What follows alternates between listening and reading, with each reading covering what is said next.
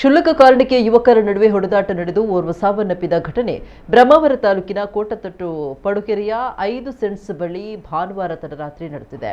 ಮೃತನನ್ನ ಪಡುಕೆರೆಯ 30 ವರ್ಷ ಪ್ರಾಯದ ಸಂತೋಷ್ ಮುಖವೀರ ಅಂತ ಗುರುತಿಸಲಾಗಿದೆ.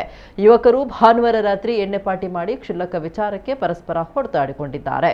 ಸಂತೋಷ್ ಮುಖವೀರನಿಗೆ 4 ಮಾರಣಾಂತಿಕ ಹಲ್ಲೆ ಮಾಡಿದ್ದು ಆತ ಸ್ಥಳದಲ್ಲಿ ಕುಸಿದು ಬಿದ್ದಿದ್ದಾನೆ. ತಕ್ಷಣ ಸ್ಥಳೀಯರ ಸಹಕಾರದಿಂದ ಬ್ರಹ್ಮಾವರ ಖಾಸಗಿ ಆಸ್ಪತ್ರೆಗೆ ದಾಖಲಿಸಲಾಗಿದೆ. ಆದರೆ ಚಿಕಿತ್ಸೆ ಫಲಿಸದೆ ಸಂತೋಷ್ ಮೃತಪಟ್ಟಿರುವುದಾಗಿ ತಿಳಿದು ಬಂದಿದೆ.